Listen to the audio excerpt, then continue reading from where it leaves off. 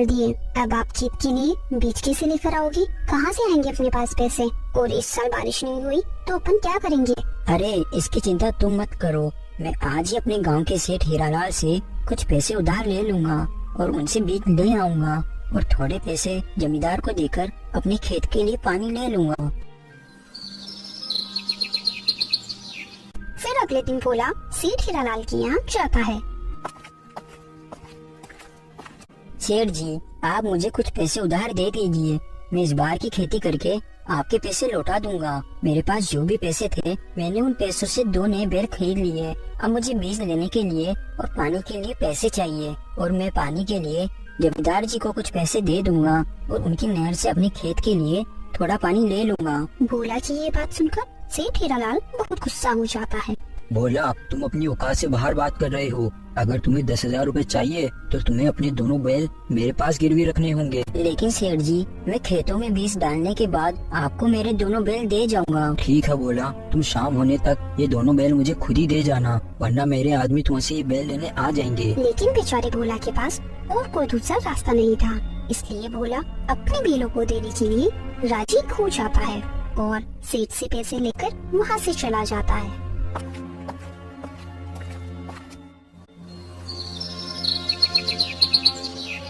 फिर अगले ही दिन से भोला खेतों में काम शुरू कर देता है। भोला सुबह से लेकर शाम तक अपने खेत में बहुत मेहनत करता और बीज बो देता है। फिर शाम होने पर सुनो, आज तुम्हें नए मालिक के पास जाना पड़ेगा, लेकिन तुम चिंता मत करो, मैं तुम्हें जल्दी ही वहाँ से छुड़वा लूंगा। जैसे ही मेरी फसल कटेगी मैं वैसे ही सेठ जी को पैसे देकर तुम्हें वहाँ से छुड़वा लूंगा। फिर भोला उन बैलों को लेकर सेठ हीरालाल के यहाँ चला जाता है और हीरालाल को दोनों बैलों को देकर वापस अपने घर चला जाता है। कुछ ही महीने में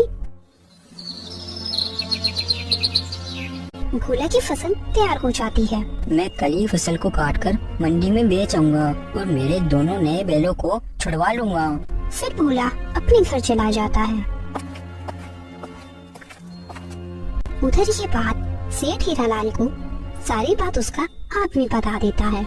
अगर भोला ने कल फसल काट ली तो वो मुझे पैसे दे देगा और अपने बैल छुड़वा लेगा। मुझे ऐसा कुछ करना पड़ेगा जिससे भोला मेरे पैसे नहीं चुका पाए और मैं उसके दोनों बैल हड़प लूं और साथ ही साथ उसकी जमीन भी हड़प लूं। सेठ जी, अगर अपन भोला की फसल में आग लगा दे तो भोला कल कौन सी फसल काटेगा? ना रहेगी बांस, ना बजेगी बांसुरी। हाँ, तुम बिल्कुल सही कह रहे हो, लेकिन ये काम तो आज रात ही करना पड़ेगा। फिर रात होने पर सेठ हीरालाल और उसका आदमी दोनों भोला के खेत में चले जाते हैं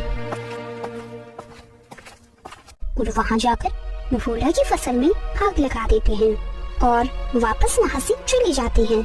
अगले दिन सुबह होने पर जब भोला अपने खेतों में पहुँचा तो वहाँ का नजारा देखकर भोला की होश उड़ गए।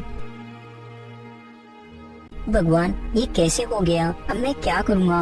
मैंने कितनी मेहनत से ये फसल उगाई थी, अब मेरे सारे सपने अधूरे रह गए भगवान। तभी वहाँ सेठ आ जाता है। क्या हुआ भोला, तेरे खेतों में आग कैसे लग गई? पता नहीं सेठ जी, ये कैसे हुआ, लेकिन सेठ जी मैं तो बर्बाद हो गया। मैंने आपसे जो भी खर्च लिया था वो सारा पैसा मैंने इस खेती में लगा दिया। सोचा था फसल बेचकर आपका सारा कर्ज चुका दूंगा और मेरे बैल वापस ले लूंगा। अब मेरे परिवार का क्या होगा? वो भी भूखा ही मर जाएगा। भोला, वो सब मुझे नहीं पता, मुझे तो मेरे कर्ज की रकम चाहिए। अगर तुम नहीं दे पाओ तो तुम अपने दोनों बैलों को भूल जाना। ऐसा बोलकर सेठ हीरालाल वहाँ से चला जाता है। क्या हुआ सेठ जी? देखो अपनी तरकीब काम कर गई, अपन ने भोला के दोनों बैल हड़प लिए। हाँ, हमारी तरकीब काम कर गई, लेकिन अब मुझे भोला की जमीन भी चाहिए क्योंकि भोला की जमीन बहुत ही उपजाऊ है। उसका क्या उपाय करें? अरे सेठ जी, क्यों चिंता करते हो आप? जैसे अपन ने भोला के खेतों में आग लगाई है वैसे ही आज रात अपन उसके घर में भी आग लगा देते हैं। फिर उसी दिन की रात भोला का परिवार सो रहा था, तभी सेठ हीरालाल और उसका आदमी वहाँ आ जाते हैं और भोला के घर में आग लगा देते हैं और वहाँ से भाग जाते हैं। पूरे गांव में हाहाकार मच गया। सभी लोग खड़े खड़े भोला के घर को जलते हुए देख रहे थे, लेकिन तभी राहुल के चिल्लाने की आवाज आती है तो भीड़ में खड़ा राजू हिम्मत करके भोला के घर में जाता है और देखता है कि भोला और उसकी पतली सीमा तो आग में जल गए, लेकिन उसने देखा राहुल अभी भी जिंदा है। तो राजू राहुल को उठाकर बाहर ले आता है। अगले दिन राजू ने भोला और उसकी पत्नी का अंतिम संस्कार कर दिया और उधर सेठ हीरालाल ने भोला की जली हुई झोपड़ी की जगह भी अपना कब्जा संभाल लिया। लेकिन राजू राहुल को लेकर शहर चला जाता है। चाचा, मेरे आंखों के सामने मेरे माता पिता जलकर मर गए चाचा। मैं जानता हूँ राहुल बेटा, अगर मैं तुझे लेकर शहर नहीं आता तो शायद सेठ हीरालाल अपने आदमी के साथ मिलकर तुझे भी मार देता। अपने जीवन में एक बात कभी भी मत भूलना, सेठ हीरालाल और उसके आदमी ने मिलकर अपनी चालाकी से पूरे गांव वालों की जमीन हत्या ली और उन दोनों ने ही तेरे माता पिता की हत्या की है। अपने अंदर कभी भी बदले की आग को बुझने मत देना। मैं तुझे पढ़ा लिखा कर एक पुलिस वाला बनाऊंगा। राजू की बात सुनकर राहुल रोने लगा और उसी दिन से मन लगाकर पढ़ाई करने लगा। कुछ सालों बाद पढ़ लिख कर राहुल एक पुलिस वाला बन गया। अब वो पूरे 28 साल का हो गया था। अच्छा, आपने जो मेरे ऊपर उपकार किए हैं मैं उन्हें कभी भूल नहीं पाऊंगा। मैं आज ही अपने गांव जाऊंगा और सेठ हीरालाल को और उसके आदमी को दोनों को अरेस्ट कर लूंगा।